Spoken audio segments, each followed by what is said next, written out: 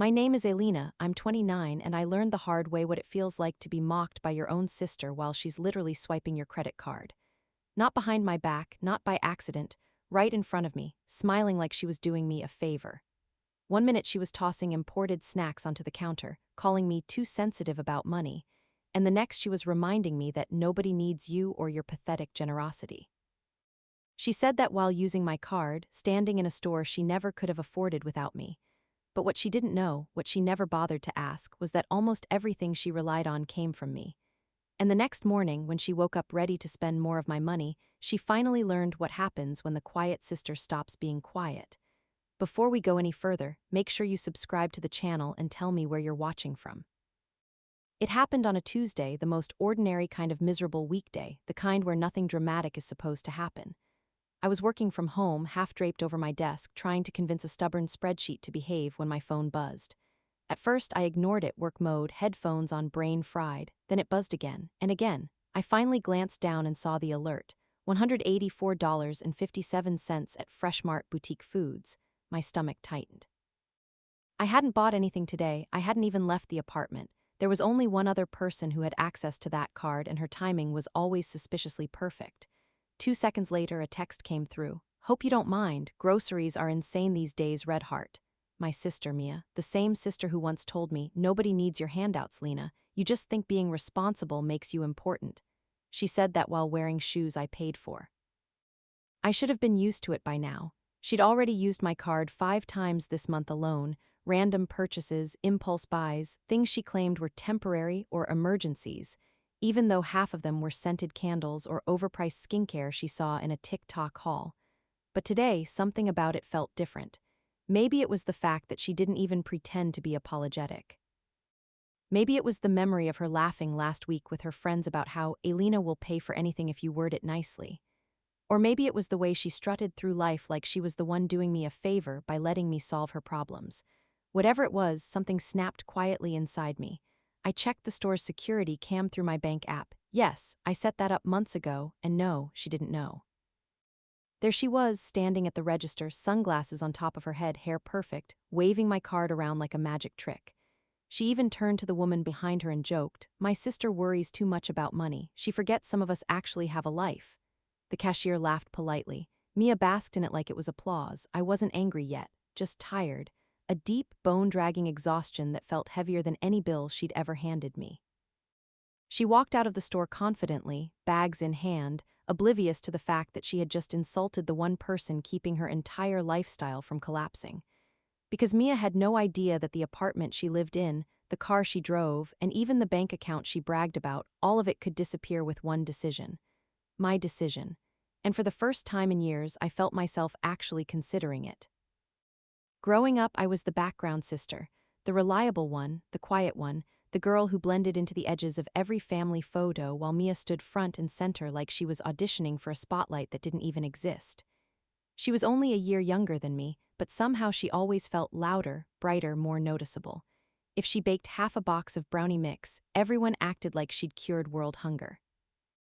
If I won academic awards or placed first in debate tournaments, my parents would smile, nod, and ask if I remembered to take out the trash.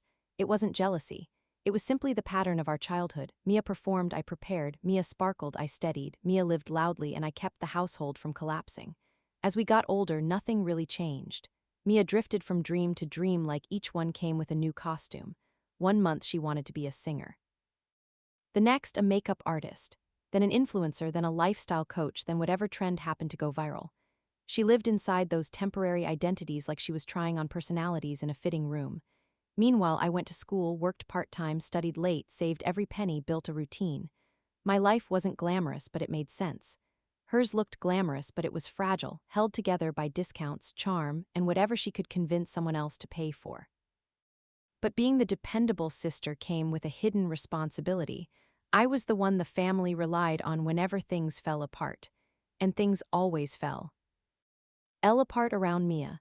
When she overdrafted her account at 20, I lent her money. When she couldn't pay rent at 22, I let her crash on my couch for just a weekend that turned into 6 weeks. When she wrecked her car and cried about needing transportation to build her brand, I helped finance the replacement. Not because she deserved it, but because I couldn't stand watching her drown in problems she refused to admit she caused. Then came the year Mom got sick and Dad lost his job in the same month. Bills piled up fast, the house was slipping, and Mia was spiraling. She cried about her life ending, about her identity falling apart, about how she couldn't vibe in a stressful environment. I stepped in again, I refinanced the house. I handled the paperwork, I became the emergency contact for everything. I became the adult. Mia hugged me that year, telling everyone I was her rock. She even posted a picture of us with a caption about sisterhood and loyalty. I remember feeling hopeful, stupidly hopeful, that maybe she finally saw me. But 2 weeks later, she was back to calling me boring, acting like responsibility was a personality flaw. What she never realized was this: quiet people aren't weak. We're observant. And I had been observing her for years, long enough to know exactly how the story would end if she kept taking without ever giving back. People always ask how someone like Mia even gets access to someone else's credit card. Like I handed it to her out of pure naivete. But the truth is, it didn't start with entitlement, it started with a crisis. The kind that hits a family hard and fast, and no one knows what to do except the person who's always been the adult, even when she shouldn't have had to be. That person was me. It happened 3 years ago, when Mom's health scare collided with Dad's layoff, and the house slipped into the kind of financial mess that could swallow a family whole. The mortgage was behind, the utilities were threatening shutoff, and Mia was panicking louder than the smoke alarm that went off whenever she burned her meal prep experiments. She didn't understand paperwork, didn't understand money, didn't understand reality, so everything naturally fell onto my shoulders. Again. I stepped in because no one else could. I met with the bank, consolidated bills, talked to the loan officer, filled out forms that made my head spin, and did the one thing Mia never thought twice about: I read the terms. Every page, every clause, every line that clarified who would be responsible for what. And because none of it could move forward without signatures, I sat Mia down and explained, gently, that the bank needed her cooperation. She didn't listen. She barely looked up from her phone. She just said, yeah, whatever, just tell me where to sign. So she signed, on everything. The house was transferred into my name, legally and permanently. The car payment that had been choking our parents became mine, but so did the vehicle itself. The insurance, the utilities, the accounts, all tied to me. Mia didn't care. She was too busy filming a family turmoil but staying positive video, adding filters while I faxed documents that would dictate her next 3 years of stability. The credit card access happened later. It started small. She claimed she needed it just in case, since her own card kept declining. She promised to pay me back, promised it would be temporary, and I, exhausted, juggling work, bills, and a mother in recovery, agreed. One extra card felt harmless compared to everything else I was already managing, but it wasn't harmless. It became her favorite toy, her safety net, her invisible paycheck. Every time I confronted her about excessive spending, she brushed it off. "Relax, Lena, you're doing fine," she'd say. "Don't be dramatic." The irony, of course, was that she had no idea how much I actually controlled. She didn't know the house she slept in was legally mine. She didn't know the car she bragged about was registered to me. And she definitely didn't know that every swipe of that card was building toward a decision I never thought I'd make. Because while Mia spent years pretending she was independent, she never realized how fragile her independence really was. And she never imagined that one day, I'd be the one to pull the plug. The breaking point didn't arrive with fireworks or screaming or some dramatic movie moment.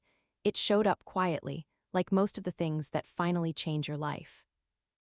It was the night after the grocery incident, and I was sitting at my dining table, staring at the bags Mia had dumped onto my counter before rushing out to meet a friend. Imported snacks, overpriced serums, novelty drinks she bought because a random influencer said they boost inner glow.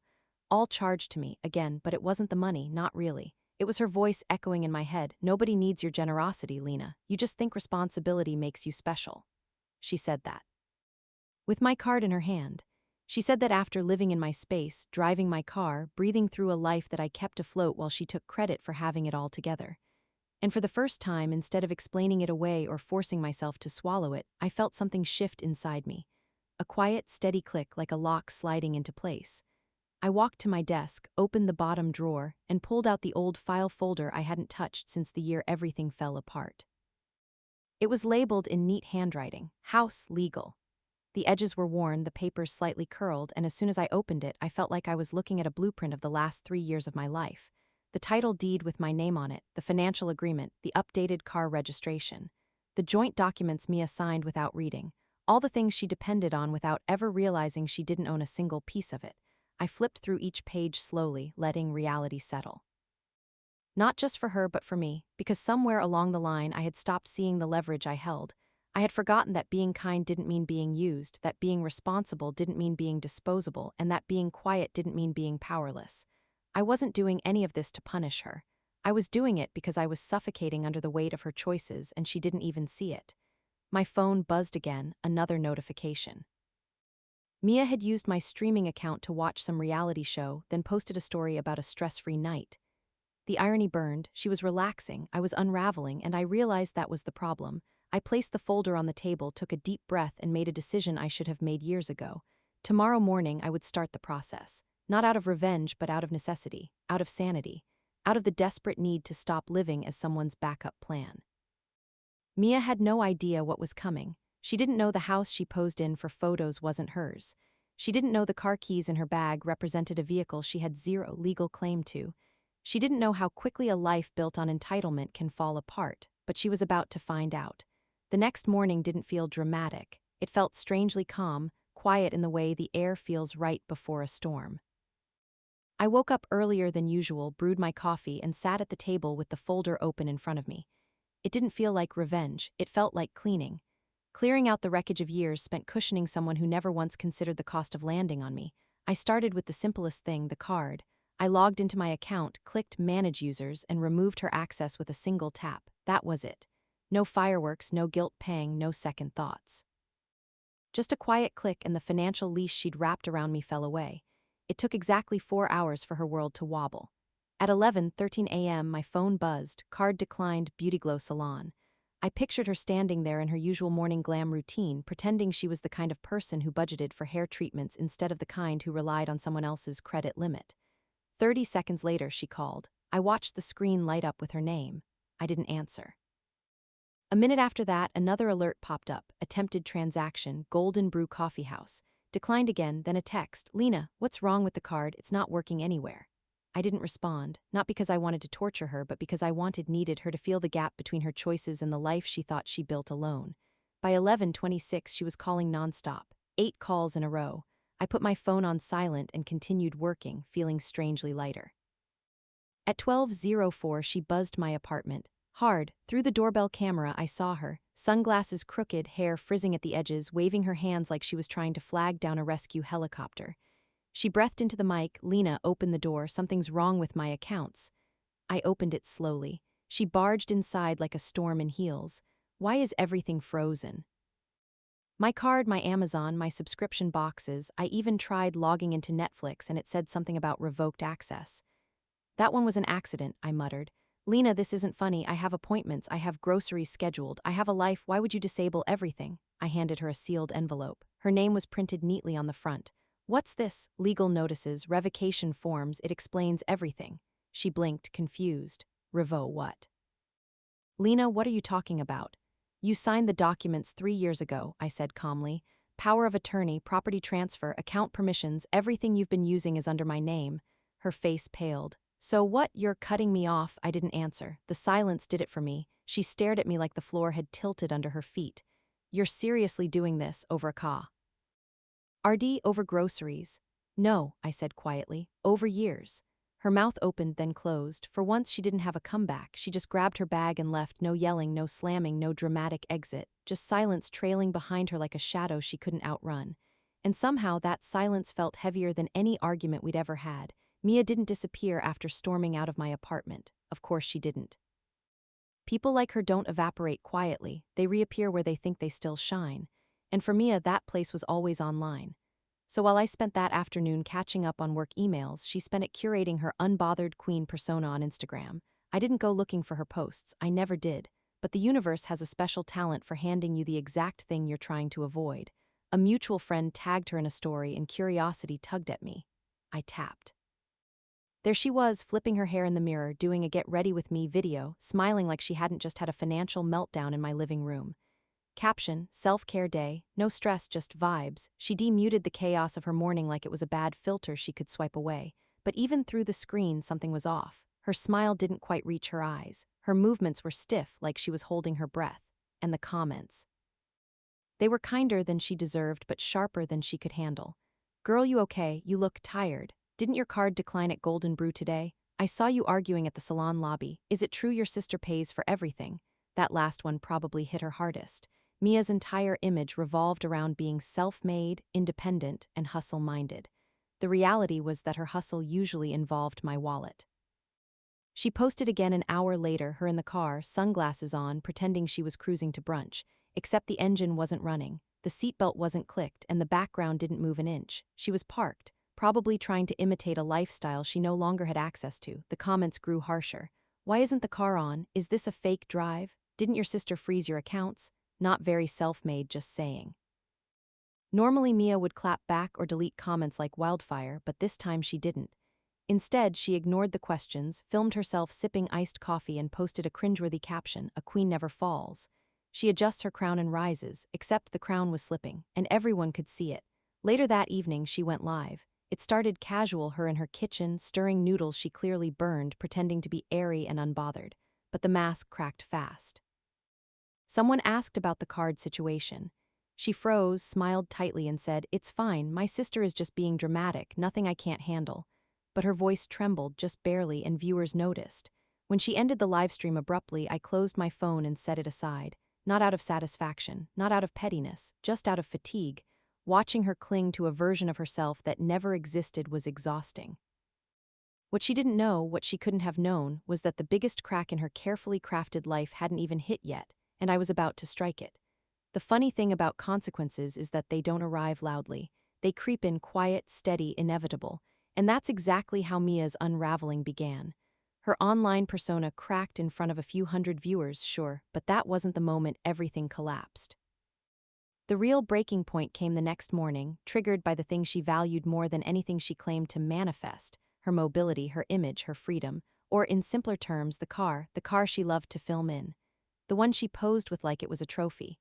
The one she told her followers she worked hard to buy. The car that wasn't hers. After the card freeze, she must have decided to lay low. But Mia never stays still for long.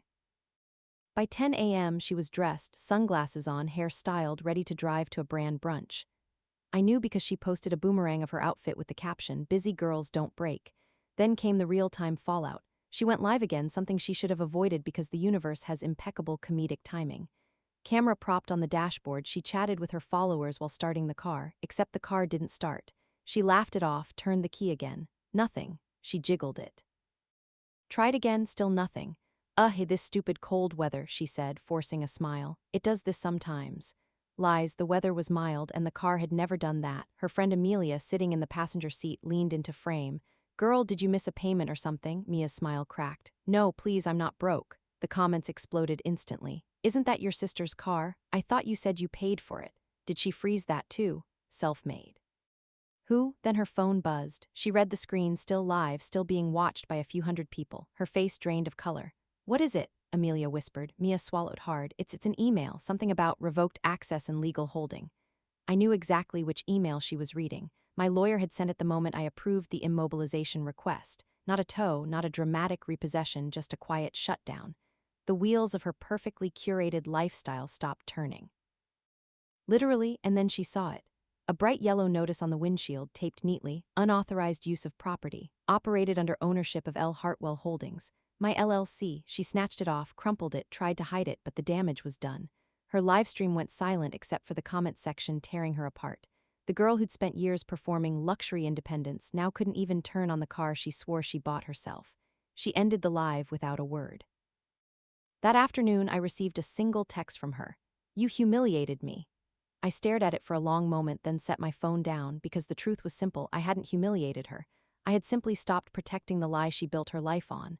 After the car incident, I expected Mia to explode, to storm into my apartment with her usual theatrics, accusing me of ruining her life, sobbing about sabotage, demanding explanations she would never listen to. But she didn't.